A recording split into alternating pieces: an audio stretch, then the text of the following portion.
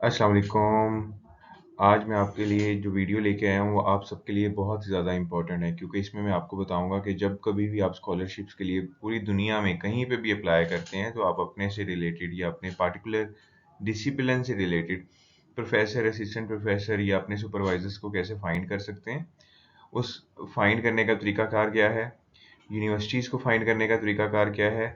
और इसके अलावा उनको ईमेल कैसे की जा सकती है? मैं सब चीज़ें आपको डेमो करके भी बताऊँगा और आपको सर्चिंग के टूल्स के बारे में भी बताऊँगा और गूगल स्कॉलर को कैसे एफ़िशिएंटली यूज़ किया जा सकता है उसके बारे में भी बताऊँगा।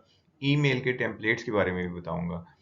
चलते हैं अपने वीडियो की तरफ। तो वेलकम टू माय चैनल। अगर आपने अभी तक मेरा चैनल सब्सक्राइब नहीं किया तो प्लीज़ लाइक करें, कमेंट करें और सब्सक्राइब करें। तो सबसे पहले हम देखेंगे आज कि how to find and contact और ईमेल सुपरवाइजर्स फॉर एमएस और PhD. This is a step by step guide. तो स्टार्ट करते हैं अपनी इस वीडियो को। तो पहले थोड़ा सा थ्योरेटिकल बैकग्राउंड दे दो आप लोगों को अपने डेमोस की तरफ जाने से पहले या ट्यूटोरियल्स की तरफ जाने से पहले। तो हमें थोड़ा सा थ्योरेटिकल बैकग्राउंड इसलिए पढ़ना लाजमी है कि आपको पता होना चाहिए कि आप क्या कर चुके हैं और आप आगे क्या करना चाहते हैं। सबसे पहले तो अपने गोल के बारे में पता होना चाहिए। जैसे मैं फार्मासिस्ट हूँ और अगर आगे मैंने एमएस या पीएचडी के लिए जाना है तो मुझे पता होना चाहिए कि मेरा सब्जेक्ट ऑफ इंटरेस्ट क्या है एज सच। जैसे आगे मैं अपनी पर्टिकुलर फील्ड में जाना चाहता हूँ, जैसे फार्मास्यूटिकल केमिस्ट्री है, मेडिसिनल केमिस्ट्री है, कंप्यूटेशनल केमिस्ट्री है, इसी तरह आपसे रिलेटेड भी जो आपका सब्जेक्ट है, आपको अपने गोल के बारे में सबसे पहले पता होना चाहिए कि आप क्या करना चाहते हैं। आप किस सब्जेक्ट के अंदर एक्सपर्टीज हासिल करना चाहते हैं या हायर एजुकेशन हासिल करना चाहते हैं या स्कॉलरशिप हासिल करना चाहते हैं। जब तक आपको इस चीज़ का इल्म नहीं होगा, ये वीडियो आपके लिए अच्छी नहीं है, यह वीडियो आपके किसी काम की नहीं है। अपने जो रिलेटेड सब्जेक्ट हैं, डिसिप्लिन्स हैं, मेजर्स हैं या आपका जो सब्जेक्ट ऑफ इंटरेस्ट है, सबसे पहले उसको आइडेंटिफाई करें ताकि आप एक पोटेंशियल सुपरवाइजर को आइडेंटिफाई कर सकें। जब तक आपको अपने नेक्स्ट स्टेप के बारे में नहीं पता होगा या कोई गाइडलाइन नहीं होगी उसके बारे में, तब तक आप अपने रिलेटेड सुपरवाइजर को या सब्जेक्ट ऑफ इंटरेस्ट के सुपरवाइजर को फाइंड नहीं कर सकते। तो हमारा पहला स्टेप है identify potential supervisor in your field. अब योर फील्ड क्या है? जो आपका सब्जेक्ट ऑफ इंटरेस्ट है, जिसमें आप एक्सेल करना चाहते हैं या जो आपका मेजर है। चाहे आप किसी भी कंट्री से हैं, किसी भी फील्ड से हैं, आपको इस चीज़ का पता होना चाहिए कि आपका इंटरेस्ट कहाँ है, आपका मैच कहाँ बनता है। जहाँ पे भी आपका स्ट्रॉन्ग मैच बनता है, मैं उसी मैच के बारे में आपको बताऊँगा कि कैसे हम आगे चल सकते हैं, कैसे उसको फाइंड कर सकते हैं, कैसे इंटरनेट का अच्छा इस्तेमाल करते हुए हम उस तक पहुँच सकते हैं एफिशिएंटली और उससे एक्सेप्टेंस भी ले सकते हैं अपनी स्कॉलरशिप के लिए। दूसरा, अगर आपको पता चल गया है कि आपकी फ़ील्ड क्या है, आपका सब्जेक्ट ऑफ इंटरेस्ट क्या है, तो स्टेप 2 में हमने क्या करना है? अपने प्रोफ़ेसर्स को फाइंड करना है। जैसे आपको मैंने पहले बताया है, तो प्रोफ़ेसर्स को फाइंड करने के लिए हमने उनकी प्रोफ़ाइल्स को पढ़ना है, रीड करना है, इवैल्यूएट करना है। वो क्या काम करते हैं, किस लेवल का काम करते हैं, क्या हमारे पास वो एक्सपीरियंस है या नहीं है?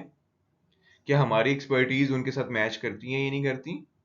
और वो उसकी प्रोफाइल क्या बताती है कि वो किस रैंक का प्रोफेसर है। तो ये पढ़ना बहुत ज़्यादा लाज़मी है क्योंकि आप जहाँ पे भी जाना चाहते हैं तो हर कोई यही चाहता है कि वो टॉप रैंकिंग यूनिवर्सिटी हो, टॉप रैंकिंग प्रोफेसर हो, एक अच्छा रिसर्च ग्रुप हो, एक अच्छा कोलैबोरेशन वाला ग्रुप हो, एक अच्छा फंडिंग वाला ग्रुप हो। तो इस सब के लिए हमें पहले वर्कआउट करना पड़ेगा। इसके बगैर अगर आप खाली हाथ-पाँव मारेंगे, तो वो बाज़-औक़ात बहुत सारे लोगों को नुकसान भी दे जाता है। तो सबसे इम्पोर्टेंट चीज़ ये है कि जिस भी प्रोफ़ेसर को आपने फाइंड किया है या असिस्टेंट प्रोफ़ेसर को या एसोसिएट प्रोफ़ेसर को, जहाँ कहीं भी आपने उसको सर्च कर लिया है, तो आप ज़रूर उसकी प्रोफ़ाइल्स को पढ़ें, उसके ऑफ़िशियल लिंक्स को पढ़ें, उसकी ऑफ़िशियल वेबसाइट्स को पढ़ें, उसके रिसर्च ग्रुप्स के बारे में पढ़ें, क्या पब्लिकेशन करता है, उसकी लैब में फैसिलिटीज़ कैसी हैं, उसके स्टूडेंट्स के साथ उसका बिहेव कैसा है। ये सारी चीज़ें आपने शॉर्टलिस्ट करनी है हर हाल में, अपने सब्जेक्ट ऑफ इंटरेस्ट या रिसर्च इंटरेस्ट के हिसाब से। थ्योरेटिकल बैकग्राउंड में तीसरी चीज़ जो सबसे इम्पोर्टेंट है ये है कि हम जब भी ईमेल करते हैं, तो हमारी ईमेल में बहुत सारी मिस्टेक्स होती हैं। इन मिस्टेक्स को कैसे ओवरकम किया जा सकता है? कैसे एक छोटी, अच्छी, कंसाइज़ ईमेल लिखी जा सकती है? इस सब को मैं आपको अभी आगे अपनी वीडियो के एंड में डेमो में बारी-बारी, स्टेप बाय स्टेप सब कुछ सिखाऊँगा भी सही, बताऊँगा भी सही। और कैसे डाटा कंपाइल करते हैं, कैसे स्क्रीनिंग करते हैं पूरी दुनिया से लोगों की, जहाँ आपने जाना हो या स्कॉलरशिप लेनी हो। तो यहाँ पे हमारा मेन पर्पस स्कॉलरशिप लेना नहीं है। हमारी इस वीडियो का मेन पर्पस ये है कि हमने प्रोफेसर से कैसे कांटेक्ट करना है, उनको स्क्रीन आउट कैसे करना है, उनको ईमेल कैसे करनी है, उनको फाइंड कैसे करना है, हमें कैसे पता चलेगा ये यूनिवर्सिटी कैसी है और इसमें हम कैसे आगे एक्सेल करके उनको कांटेक्ट कर सकते हैं। नेक्स्ट स्टेप है हमारे पास कि गूगल स्कॉलर का हमें अच्छा इस्तेमाल आना चाहिए। गूगल स्कॉलर का नाम तो सबने सुना होगा, लेकिन मैं 90% श्योरिटी के साथ कहता हूं कि बहुत सारे लोगों को इस टेक्निक का नहीं पता होगा, जो मैं आपको आज वीडियो में बताऊंगा कि हम कैसे यहाँ पे गूगल स्कॉलर को यूज करते हुए स्कॉलर्स प्रोफेसर्स की प्रोफाइलिंग को स्क्रीन आउट कर सकते हैं, कंट्री वाइज भी, रिसर्च ग्रुप वाइज भी, यूनिवर्सिटी वाइज भी। तो ये चीज़ आपने याद रखनी है। मैं आपको डेमोन्स्ट्रेट करूंगा बकायदा अपनी आने वाली स्लाइड्स के अंदर, अपनी आने वाली वीडियो के अंदर, इसी वीडियो के अंदर, कि हम कैसे टारगेटेड अप्रोच को यूज कर सकते हैं। तो utilisation of Google Scholar for profiling is an efficient way to find a good effective professor और कॉन्टेक्ट देम। नेक्स्ट पांचवा स्टेप है हमारे पास कि हमने गूगल स्कॉलर पे सर्चिंग जो करनी है उसकी रिफाइनमेंट हमने किन स्टेप्स को देखते हुए करनी है। सबसे पहले तो हमने देखना है जिस प्रोफेसर को हमने सर्च किया उसका साइटेशन स्कोर क्या है, मतलब उसकी प्रोफाइल के अंदर उसका साइटेशन स्कोर आ रहा होता है, उसका स्कोर कैसा है, अच्छा है नहीं है। उसकी डोमेन क्या है, पता चले मैं मेडिसिन से हूँ तो वो भी मेडिसिन से हो, लेकिन जिस मेडिसिन पे या जिस डोमेन में मैं काम कर रहा हूँ उसकी डोमेन उस मेडिसिन के लिहाज से, ये हेल्थ केयर सिस्टम के लिहाज से टोटली डिफरेंट हो। ठीक है। या मुझे मेडिकल फील्ड में कंप्यूटेशनल का ज्यादा अच्छा काम आता हो, लेकिन उसको क्या काम आता हो, उसको पेशेंट से रिलेटेड ज्यादा अच्छा काम आता हो, तो ये मैं उसके ऊपर काम नहीं कर सकता क्योंकि मेरा उसके ऊपर एक्सपीरियंस नहीं है। और पीएचडी या एमएस लेवल पे वो लोग आपको इतना ज्यादा सिखाते नहीं है। उनका उन वो पहले से सोच ही समझे होते हैं कि ये सब कुछ ये बैचलर्स में या अपने मास्टर्स में सीख के आया है, इसे ये स्किल्स आती हैं, उनकी एक्सपेक्टेशन बढ़ जाती हैं। तो आपने जो चीज भी लिखनी है उनको ईमेल करते हुए या अपनी सीवी में जब उनको साथ अटैच करनी है सीवी, तो उसके अंदर सब कुछ सच लिखना है, कुछ फेक चीज नहीं लिखनी। कुछ आता है तो लिखें, नहीं आता तो प्लीज उसको ना लिखें। इससे इससे बुरा इम्पैक्ट पड़ता है जब आप वहां पहुंच भी जाते हैं अगर किसी तरह, तो और आपको वो काम करना नहीं आता, then it's a blunder for them. ठीक है। फिर आपका डिपार्टमेंट जो आपने स्पेसिफिक किया है वो डिपार्टमेंट कैसा है, आपकी यूनिवर्सिटी की रैंकिंग कहाँ है जहां आप काम करना चाहते हैं या जाना चाहते हैं। छठा स्टेप है हमारे पास कि ईमेलिंग जो आपने प्रोफेसर को करनी है, तो उसको ये नहीं है कि ईमेल पे वो जवाब नहीं दे रहा तो धड़ाधड़ उसको ईमेलें भेजते जाएं जी। या आपने 100 प्रोफेसर इकट्ठे किए हैं, सारों को एक ही ईमेल में, भाई एक ही झटके में सारों को इकट्ठी ईमेल कर दी सीसी करके। ऐसे भी नहीं करना। एथिकल इंपॉर्टेंस और एथिकल कम्युनिकेशन को आपको पता होना लाजमी है। जिस किसी को भी आपने ईमेल करनी है वो आपने एथिकल वे में करनी है, प्रोफेशनल वे में करनी है। ठीक है, रिस्पेक्टफुली करनी है, ताकि उस तक जो इम्पैक्ट आपका जाए वो एक अच्छा इम्पैक्ट जाए। ये नहीं है कि आपने धड़ाधड़ ईमेलें करना शुरू कर दी, जी मैंने कल ईमेल की थी शाम को और अभी तक उसने जवाब नहीं दिया। टाइम जोन का डिफरेंस होता है, लोगों की मसरूफियात का डिफरेंस होता है, लोगों के रिसर्च ग्रुप्स का डिफरेंट होता है। बहुत सारे लोगों को वहां पे अपनी लैंग्वेज में तो ईमेल्स पढ़नी आती हैं, लेकिन डिफरेंट लैंग्वेजेस के अंदर उनको मुश्किल होती है। खासतौर पर इंग्लिश चाइना में अगर भेजें तो बहुत सारे प्रोफेसर को शायद इंग्लिश पढ़ने में इतनी ज्यादा आसानी ना हो जितनी आसानी उनको चाइनीज पढ़ने में होती है, उस पर वो टाइम लें। ठीक है। तो आपने जो कुछ भी करना है आपने एथिकल वे में करना है, प्रोफेशनल वे में करना है।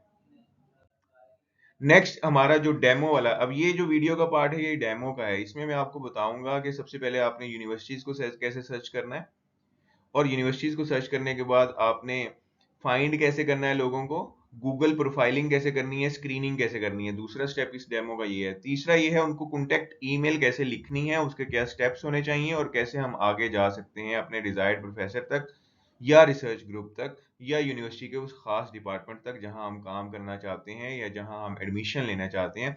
बहुत इंपॉर्टेंट पार्ट है ये वीडियो का। अगर आपने अभी तक इस चैनल को सब्सक्राइब नहीं किया तो प्लीज इस चैनल को सब्सक्राइब करें, लाइक करें, कमेंट करें, अपनी कम्युनिटी के साथ ज्यादा से ज्यादा शेयर करें। चलते हैं जी हम अपने डेमो की तरफ।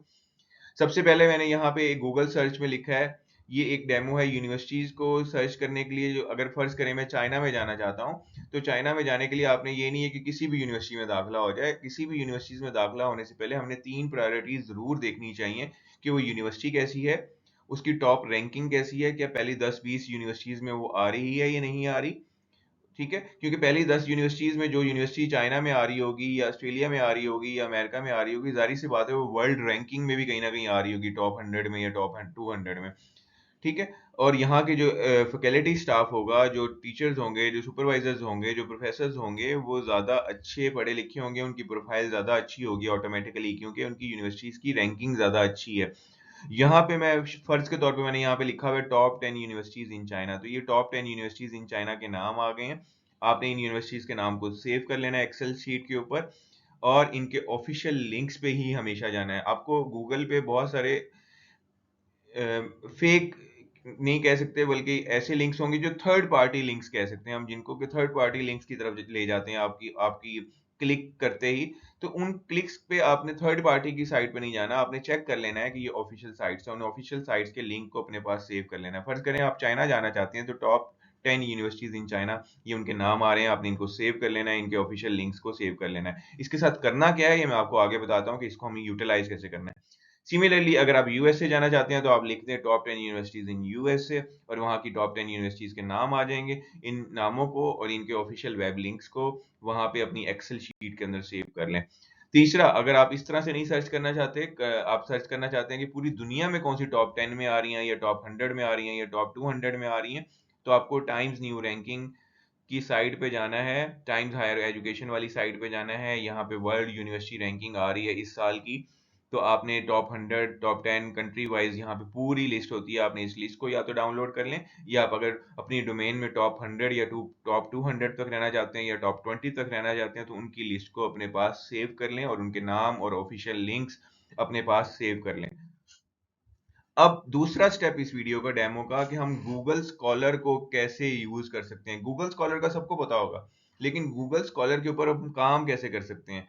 फर्ज करें कि मैंने एक पार्टिकुलर फील्ड में जाना है, अब मैं यूनिवर्सिटीज की बात से साइड पे हो गया हूँ, अब मैं सब्जेक्ट की बात पे आ गया। फर्ज करें आपने एक खास सब्जेक्ट लेना है, हमने टॉप 10 यूनिवर्सिटीज सर्च कर ली। अभी मैंने आपको पहले स्टेप में बताया कि हमने टॉप 10 यूनिवर्सिटीज ली हैं। अब टॉप 10 यूनिवर्सिटीज में भी आप चाहते हैं कि उस टॉप 10 में इस यूनिवर्सिटी में कौन सा बंदा यहाँ पे काम कर रहा होगा, ठीक है, या इस कंट्री से कौन सा बंदा काम कर रहा होगा, यूएसए से, चाइना से, ऑस्ट्रेलिया से, यूरोप से, वट जहां पे भी आप जाना चाहते हैं। तो आपने गूगल स्कॉलर की सर्च बार में लिखना है, जैसे यहाँ पे मैंने पहले लिखा हुआ है इन्वर्टेड कॉमर्स में लेबल, दो डॉट्स डाले मैंने कॉलन वाले, आगे मैंने लिख दिया मेरा अपना सब्जेक्ट है मेडिसिनल केमिस्ट्री, तो मैंने मेडिसिनल केमिस्ट्री को लिख के एंटर कर देना है। तो मेडिसिनल केमिस्ट्री के रिलेटेड गूगल पे जितनी भी लोगों की प्रोफाइल होगी, उनकी सर्चिंग आपके सामने आ जाएगी। या अगर आप ड्रग डिजाइन से रिलेटेड हैं, तो वो लिख दें लेबल कॉलन, और आगे आप फर्ज करें उसको ले आए हैं, अपने सब्जेक्ट्स को लिख दें। फर्ज करें इंजीनियरिंग है आपका, आपका जोलॉजी है, आपका बॉटनी है, आपका इन्वायरमेंटल साइंसेज है, आपका कंप्यूटर है, आपका आईटी है, वटेवर जो भी आप इस तरह से लिखेंगे गूगल पे, तो वो हिट करेंगे तो पूरी दुनिया से उसके लोग और उनके प्रोफेसर्स की डिटेल आ जाएगी। आप उनको वहां से स्क्रीन आउट कर सकते हैं।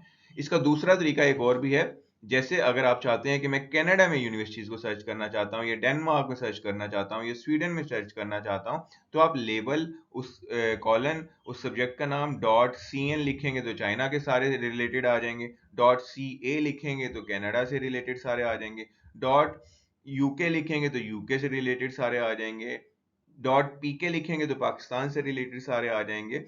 तो ये गूगल स्कॉलर पे सर्च करने का एक इफेक्टिव वे है। आपने बजाय उसको सर्च करने में दिनों से दिन दिन लगाते हैं लोग, बहुत सारा प्रोफाइलिंग करते हुए, स्क्रीन आउट करते हुए, तो उस सब से बचने के लिए ये छोटा शॉर्ट मेथड है। और टू द पॉइंट है, आपने जो भी पर्टिकुलर फील्ड लेनी है या पर्टिकुलर कंट्री लेनी है, तो पर्टिकुलर फील्ड के हिसाब से भी मैंने आपको सर्च करना बता दिया कि गूगल स्कॉलर पे आप क्या लिखेंगे, और पार्टिकुलर फील्ड या पार्टिकुलर कंट्री के साथ आपने उसको कैसे सर्च करना है।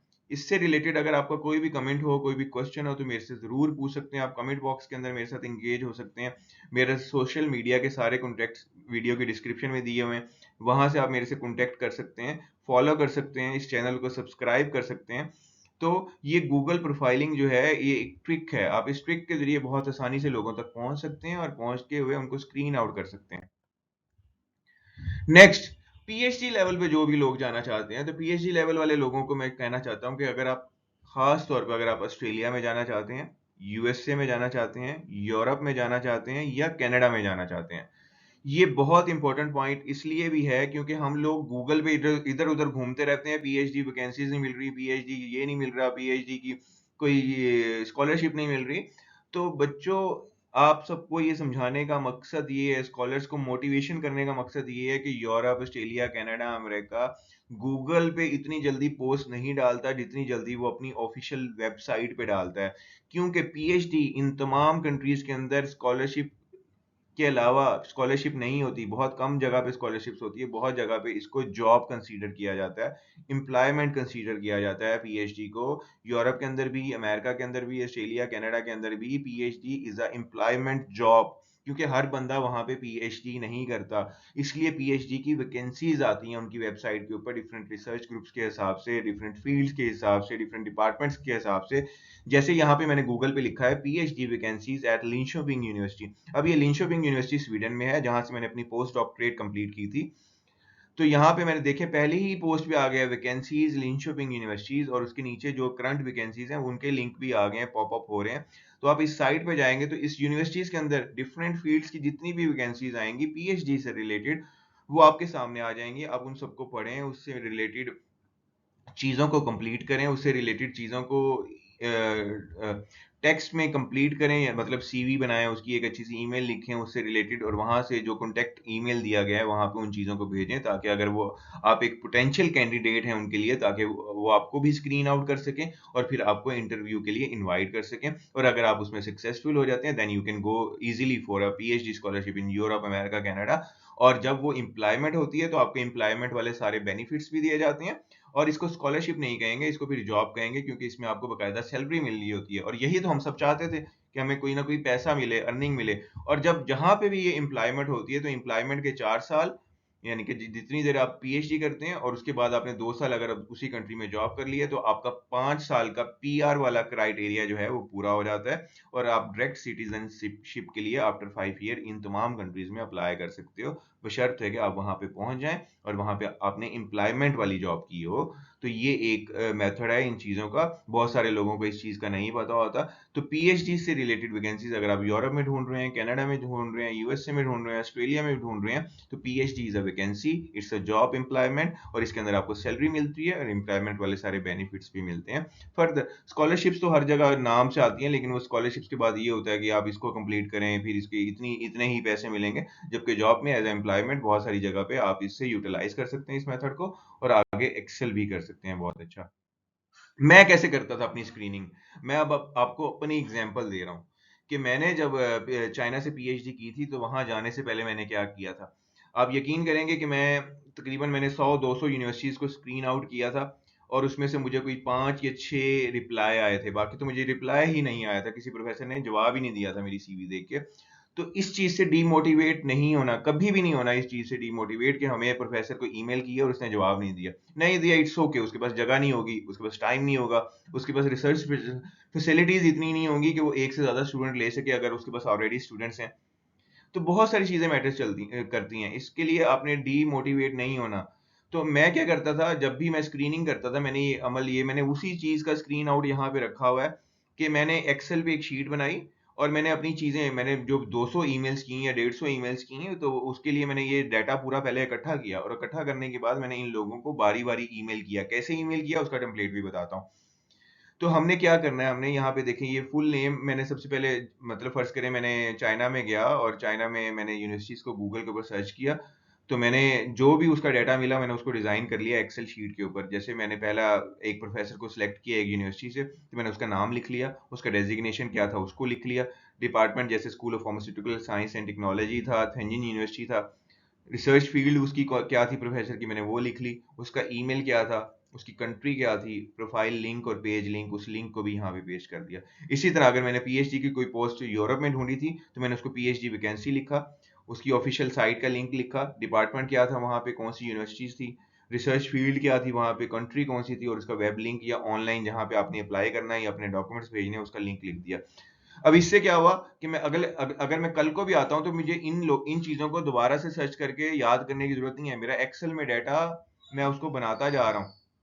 जो मैंने टारगेट की हैं टॉप 10 यूनिवर्सिटीज या टॉप 15 यूनिवर्सिटीज या वर्ल्ड की टॉप 15 यूनिवर्सिटीज जो मैंने सर्च की हैं, जो मैंने आपको पहले बताया है, तो वो सारा डाटा मैंने, मतलब फर्ज किया मैंने सोचा था टॉप 10 वर्ल्ड यूनिवर्सिटीज में जाना है, तो उसके मैंने सारा डाटा उसी हिसाब से सारा स्क्रीन आउट किया, गूगल पे उसी हिसाब से प्रोफाइलिंग की, और प्रोफाइलिंग करने के बाद अब मैं उनकी ऑफिशियल साइट्स पे आता जा रहा हूँ, और जो प्रोफेसर मुझे पसंद आ रहा है या मेरे रिलेटेड फील्ड का है या मेरे फील्ड ऑफ इंटरेस्ट का है या फील्ड ऑफ रिसर्च का है, उसका डाटा मैं एक्सेल शीट पे इस तरह से मेंटेन कर रहा हूँ। उसका ईमेल लाजमी लिखा है मैंने यहाँ पे, उसका वेब लिंक या अप्लाई करने वाला ऑनलाइन लिंक मैंने लाजमी लिखा है, उसकी कंट्री का नाम मैंने लाजमी लिखा है, ताकि मुझे कल को दोबारा से मेहनत ना करनी पड़े। अगर मेरा इस साल नहीं होता तो अगले साल के लिए मेरे पास पहले से बहुत सारा डाटा मौजूद हो, और दोबारा से मैं पोटेंशियल सुपरवाइजर्स को कांटेक्ट कर सकूं। मे बी अगले साल उनके पास दोबारा से जगह हो, अगले साल उनके पास फंडिंग हो, अगले साल उनकी लैब ज्यादा अच्छी स्टेब्लिश हो चुकी हो और उनके पास ज्यादा जगह बन चुकी हो। तो कोशिश करें जितना भी वर्कआउट करते हैं उसको प्रोडक्टिव बनाएं। उसको प्रोडक्टिव जब तक नहीं बनाएंगे आप पोटेंशियल सुपरवाइजर्स तक नहीं पहुंच सकते। ये मेरा सब बच्चों को मशवरा है कि इस तरह से एक्सेल शीट बनाएं, इन ईमेल्स को लिखें, और ईमेल्स को प्रोफेशनली कैसे करना है उसको हम देखते हैं। तो सबसे पहले हमारे पास टेम्पलेट वन है। ये मेरा टेम्पलेट है जो मैंने खुद यूज किया था। इसके 5 बहुत इंपॉर्टेंट पॉइंट्स हैं जिसको लिखना ज्यादा जरूरी है, लेकिन उससे पहले एक चीज मैं बता दूं, सब्जेक्ट, किसी भी चीज का सब्जेक्ट लाइन या हेडिंग जब तक नहीं होगी तो वो ईमेल हमारे लिए किसी काम की नहीं है। सब्जेक्ट आपने इतना कंसाइज रखना है कि उसकी स्क्रीन के ऊपर, उसके मोबाइल के ऊपर, उसके किसी भी वेब लिंक के ऊपर जब भी आपका मैसेज पॉपअप हो तो सब्जेक्ट वाली लाइन आपका मतलब एक या दो या चार लफ्ज में कंप्लीटली बता दे उसको, ताकि वो उस ईमेल को खोलने में मजबूर हो जाए अगर उसके पास जगह है, अगर वो स्कॉलरशिप देना चाहता है, अगर वो एक्सेप्टेंस देना चाहता है, अगर वो एडमिशन लेटर देना चाहता है, प्री एडमिशन लेटर के लिए आपको इंटरव्यू कॉल करना चाहता है। तो आपका subject line is the most important line to be considered in this contact with professor. ठीक है, तो सब्जेक्ट लाइन जैसे मैंने पहले लिखी थी कि रिक्वेस्ट फॉर एक्सेप्टेंस एज, आपके लिए मैंने ब्रैकेट में लिख दिया मास्टर और पीएचडी सुपरविजन, आगे हाइफन डाला है और योर नेम, आपने ये नाम लिख देना है। फिर मैंने उसको मुखातिब किया उसके नाम से। आपने जिस भी प्रोफेसर को मुखातिब करना है उसके फर्स्ट नेम से नहीं, ज्यादातर लास्ट नेम से जाने जाते हैं बाहर की कंट्रीज में, तो लास्ट नेम को आपने लाजमी लिखना है। जैसे मैंने लिखा है डियर प्रोफेसर, ब्रैकेट में उसका लास्ट नेम लिख दिया। ईमेल इतनी छोटी और कंसाइज होनी चाहिए कि अगर उसके पास 5 सेकंड का भी टाइम है तो उस 5 सेकंड्स में उसको पढ़ सके। उसके पास 1 मिनट का टाइम है तो वो 1 मिनट में उस ईमेल को पढ़ सके, इतनी कंसाइज होनी चाहिए। तो इसका जो पहले कोशिश करें कि 3 पॉइंट्स पे उसको रखें। पहले पॉइंट पे अपना इंट्रोडक्शन दे दें एक लाइन में। दूसरे में आपने उसकी प्रोफाइल पहले से देख ली है, आपने उस प्रोफेसर को पहले से स्क्रीन आउट कर लिया, आपको लगता है कि वो आपको रिसर्च इंटरेस्ट का, आपने उसकी पब्लिकेशंस भी देख ली हैं, उसके रिसर्च ग्रुप के बारे में लिख लिया। दूसरी 2 लाइनें जो दूसरे पैराग्राफ की होंगी उसको इंप्रेस करने के लिए वो लिखें। तीसरे में आप उसको डायरेक्टली कह दें कि मैं आपके पास काम करना चाहता हूं या चाहती हूं, या आप मुझे सुपरविजन में ले लें, और मैं रिक्वेस्ट करती हूँ कि आप मेरा सीवी देखते हुए जो मैंने साथ अटैच की है प्लीज मुझे अपनी एक्सेप्टेंस दें ताकि मैं आपके ग्रुप में आ सकूं या काम कर सकूं। और पांचवी में उसका थैंक यू कर दें, एंड अपना नाम, ईमेल और कॉन्टैक्ट एड्रेस लिखना ना भूलें। तो पहली चीज है अपना इंट्रोडक्शन देना शॉर्टली, जैसे यहाँ पे मैंने लिखा हुआ है। ठीक है, I hope this email finds you well, I am this, में अपना नाम लिखें, मास्टर या पीएचडी स्टूडेंट हैं, स्पेशलाइजेशन कर रहा हूँ या कर रही हूँ इस फील्ड में, इस यूनिवर्सिटी से कर रही हूँ। ठीक है, मेरा स्ट्रॉन्ग इंटरेस्ट है कि मैं आपके साथ रिसर्च करूं या कोलैबोरेट करूं। ठीक है, दूसरे में आप उसको लिख देंगे मैंने आपकी रिसर्च प्रोफाइल देखी है, उसने मेरे कॉट माई अटेंशन, और फिर मैंने क्या किया, मेरी एक्सपर्टीज और कंट्रीब्यूशन भी इस फील्ड के अंदर ही है, और मैं चाहता हूं कि मैं अंडर ग्रेजुएट स्टडीज के बाद इसके ऊपर ही ज्यादा अच्छा हायर लेवल पे काम कर सकूं। तीसरे में मैंने उसको लिख दिया I would be honoured to discuss the potential for collaboration और the opportunity to join your research team, अपने बैकग्राउंड के हिसाब से, और बता दें कि मैंने अपनी सीवी भी साथ अटैच कर दिया आपके लिए रेफरेंस के तौर पे।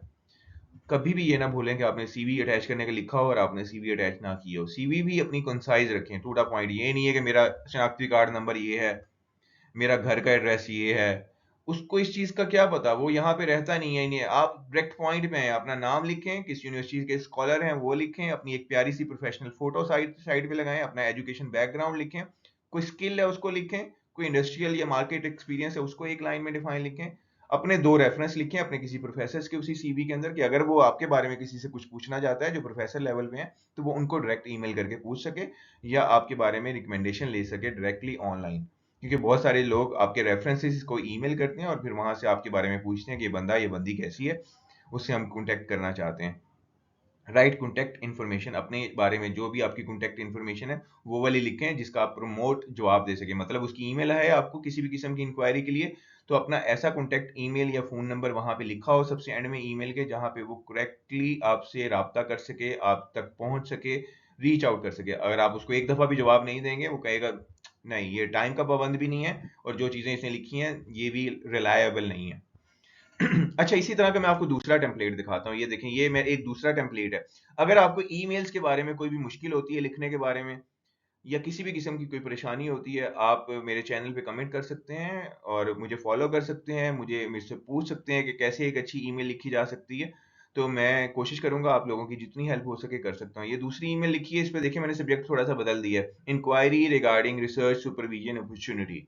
ठीक है, उसका लास्ट नेम लिखा है, पहले 2 लाइनों में अपना इंट्रोडक्शन दिया है, अगली 3 लाइनों में मैंने उसकी जो पब्लिकेशंस को पढ़ा हुआ था, उसकी जो रिसर्च को पढ़ा हुआ था, मैंने उसके बारे में उसको लिखा है कि वो मेरे सब्जेक्ट के साथ कैसे मैच कर सकती हैं या मैच करती हैं, और कैसे हम इसमें दोनों मिलके कोलैबोरेशन के साथ अच्छा एकेडमिक जर्नी आगे लेके जा सकते हैं।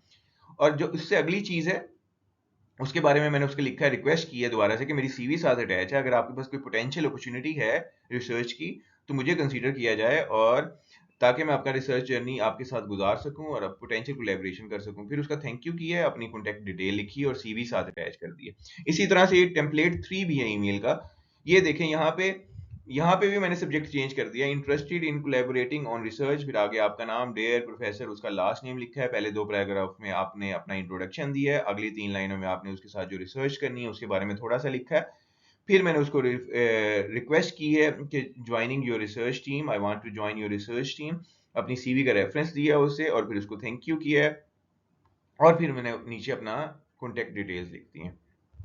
आई थिंक ये चीज़ें, बहुत सारी चीज़ें इस वीडियो में मैंने ये बताई हैं जो बहुत सारे हमारे फ्रेशर्स को, हमारे न्यूली ग्रेजुएट्स को, जो बैचलर्स या अंडरग्रेड लेवल पे खास तौर पे उनको नहीं पता होंगी। आपने किसी भी किस्म की पोटेंशियल सुपरवाइजर को कांटेक्ट करना है तो प्लीज़ इन चीज़ों को अपने ख्याल में रखें, अपना और अपनी कंट्री के नाम को हमेशा ऊंचा रखने की कोशिश करें। कभी भी फेक डॉक्यूमेंट्स या फेक चीज़ें ना लिखें किसी भी जगह पे जो आपको नहीं आती, जहाँ पे आपको उसकी चीज़ की एक्सपर्टीज नहीं है। Thank you for watching this video.